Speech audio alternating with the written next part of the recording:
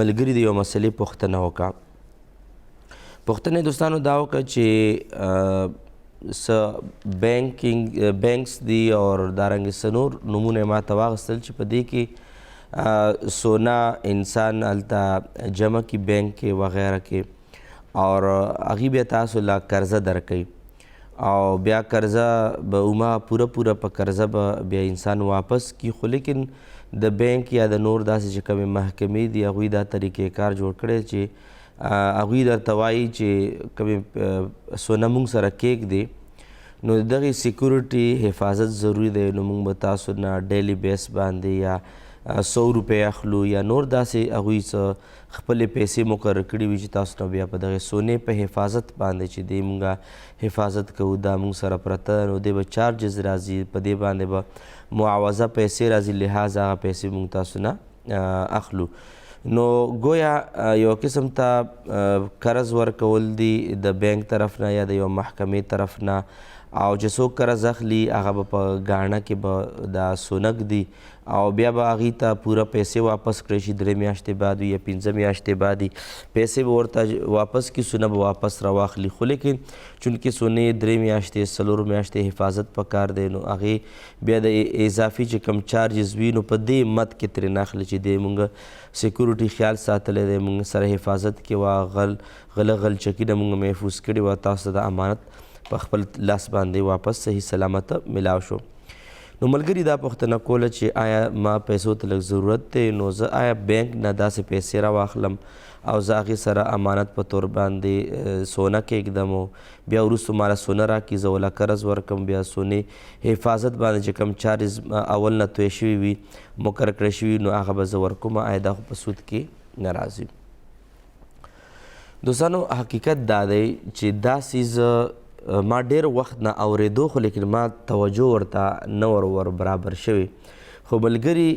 جناب رضوان صاحب هغوی مانه پوښتنه وکړه نو ما توجه دې طرف ته راواوړېده بیا ما د هغې څه تحقیق وکړو څه کتابونه ما هغې د پاسه لټ په لټ باندې واړول چې دې مسلې بنیاد طور باندې څه حکم دی. دوستانو دا مسله چونکې ډیره زیاته عام ده او تقریبا زموږ کتونکو کې هم داسې خلک به وي چې یا به چا بینک کې سونه ایښودې وي پیسې به یې ترې اخیستې وي یا چا به ورته اراده وي یا ډېر داسې خویندې وروڼه به وي چې هغوی به بینک کې سونه جمع کړي وي او واپس به یې قرضه خلاصه کړي وي دا معامله به یې کړې وي یا به څوک اوس پکې روان وي یا به چا ورته زړه وي. یا څه د دوستانو د شرعي مسله دا ده چې کله پیسې زه صورت ته مسلې جوړم مثلا زه یو بینک له ورغلم ما ورته وویل چې ما 3 لکه روپۍ قرض پکار دی هم دا 5 لکو یا د 6 لکو روپو سونه دا تاسو ځان سره کیږدئ ما سونه ورکړه او هغوی ماله په پیسې راکړې په قرض باندې یا قرض باندې ماله پیسې راکوي نو چونکې هغوی دپاره ضروري دا ده چې څوک ونه تښتي نو ګاڼه پکې ږدي نو زه کوم سونه وله ورکومه د دې 2 صورتونه کیدی شي 2 صورتونه یاد ساتئ دوستانو. یو صورت دا دی چې دا قرض ماله راکوي نو زه ورسره په ګاڼه کې ورسره سونه کږدم یو صورت دا دی چې دا مال به ګاڼه شي.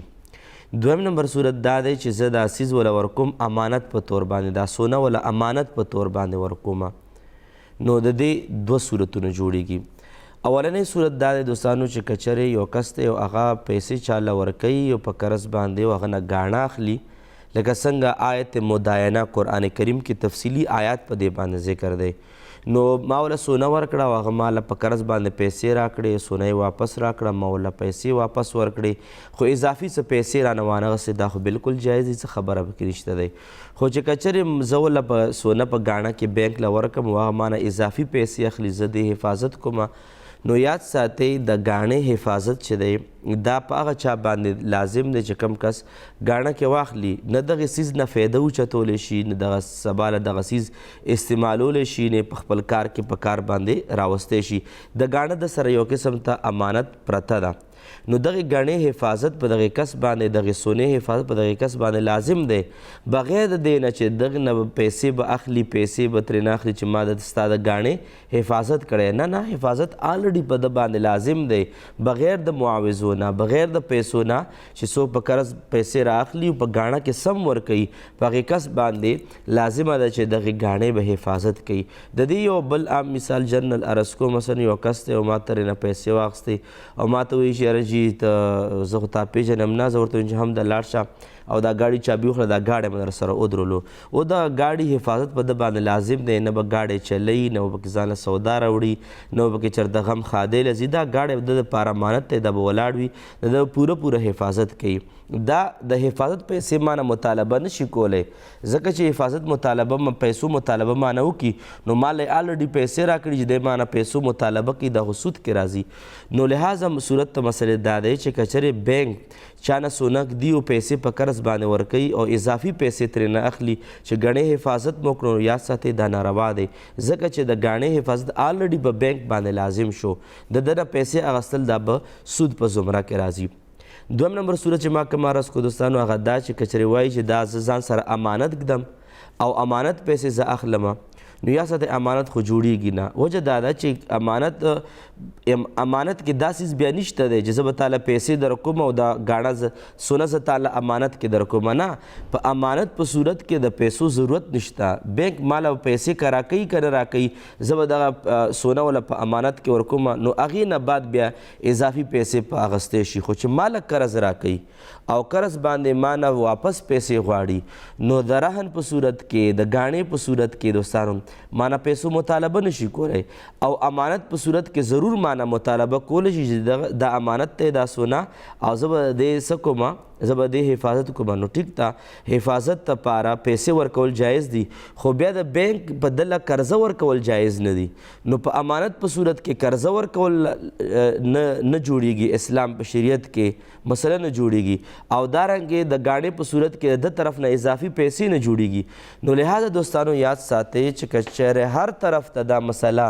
بینک تاو راتاو کی یا آنلاین څه بزنس وي هغه تاو راتاو کی یا یو څه اداره وي دا څیز تاو راتاو کی د دې دپاره چې زه وله قرضه ورکړم او زه بیا پې سونه ترېنه واخلم او په دې مد کې به زه د سیکورټي مد کې به ترېنه پیسې اخلم حفاظت په مد کې به ترېنه اضافي چارجز اخلم که په هر مد کې ترېنه اخلي په هر لحاظ باندې دا سود کې راځي دا ناروا راځي نو لہذا دوستانو ځکه فتاوی عالمگیری هم دا مسله لیکلې ده فتاوی شامی هم په دې مسلې باندې وضاحت کړی دی چې څوک چاله پیسې ورکړي په قرض باندې او هغه له په ګاڼه کې څیز ورکړي نو دا څیز ذمه دار دی اضافي چارج اضافي پیسې به ترېنه نه غواړي نو دوستانو چې کومه مسله ما تاسو ته وړاندې کا او دا مسله کې زمونږ ډېر خلک راګیر دي او په دغې سود په لکه نوم یې وله بل ورکړی سود دی اوس یو کس دی هغه رنګ شین رنګ دی او هغه څوک ورته وایي چې نه دغه شین ته سپین رنګ وایه نو هغه به ورته سپین رنګ به ورته وایي نو د په سپین رنګ په ویلو سره هغه شین رنګ سپین کیږي نه دا به وي شین خو چې اوس ورته شین هغه ورته سپین وایي او ده ته ظاهره باندې ښکاري سپین نو سپین کیږي نه غرض مې دی دوستانو چې قرض حسنه چې اسلام کم فضایل بیان کړي دي د قرض حسنه چې کوم برکات اسلام بیان کړي دي اسلام عمدې دپاره بیان کړي دي چې څو چاله په قرض باندې پیسې ورکړي د دغې قرض اخیستونکي مجبورۍ نه سو قرض ورکوونکي غلطه فایده وانخلي اضافي پیسې ترېنه رانولي نو په دې بنیاد باندې اسلام قرض حسنه ته ډېر زیات فضایل او برکات ورکړي لکه نبي پاک صلی الله علیه وسلم مبارک ارشاد پاک دی یو کس ته یو بل کس له په قرض باندې پیسې ورکړي لس ورځو په نیټه باندې پیسې وله ورکړي 10,000 روپۍ حدیث پاک راځي دغه انسان ته به په روزانه باندې د 10,000 روپو اجر او ثواب د صدقې ملاویږي دومره فضایل ولې بیانېږي او بیا 10 ورځې پوره شوې نبي پاک صلی الله علیه وسلم مبارک فرمایي 10 ورځې پوره شوې او بیا هم دغه کس سره 10,000 روپۍ ما سره نشته دی په 10مه ورځ باندې ورنه کړې په 11مه ورځ هم تېره شوه 12مه ورځ هم تېره شوه 14مه ورځ هم تېره شوه نبي پاک صلی الله علیه وسلم مبارک فرمایي چې په کومه ورځ باندې د پیسو ورکولو نیټه پوره شوه او بیا هم پیسې ورنه کوي نو بیا په هره ورځ باندې په ډبل صدقه باندې شمارېږي اولنۍ ورځې نه تر 10 ورځو پورې به 10,000 روپۍ صدقه شمارېږي او د 10مې نه بعد 11مه 12مه 14مه تر 20مې ورځې پورې بیا په ډبل باندې یعنی یو په 20,000 باندې به صدقې په نیت باندې صدقې په حساب باندې به دغه انسان ته اجر او ثواب ورته ملاویږي دا ولې دومره اجرونه دي د صدقې او د قرض ورکولو په همدې بنیاد باندې چې زموږ او تاسو د بل انسان او د بل مسلمان د غریبۍ نه د محتاجۍ نه موږ چېرته غلطه فایده اوچته نه کړو په دې بنیاد باندې دوستانو اسلام قرض حسنه له ډېر زیات د اجر او د ثواب والا مقام ورکړی دی د دې لپاره چې د سود لارې بند شي د حرامو لارې بند شي د ناروا لارې بند شي د باطلو لارې بند شي په دې بنیاد باندې دوستانو که چېرې چا دا معامله کړې وي دا معامله کینسل کول پکار دي چا کړې دا توبه ویستل پکار دي او آینده زمانه کې په بینک کې سونې جمع کولو قرضې راغستلو بیا اضافي پیسې په کمه طریقه باندې درنه غواړي دا ټول سود دی ناروا دي حرام دي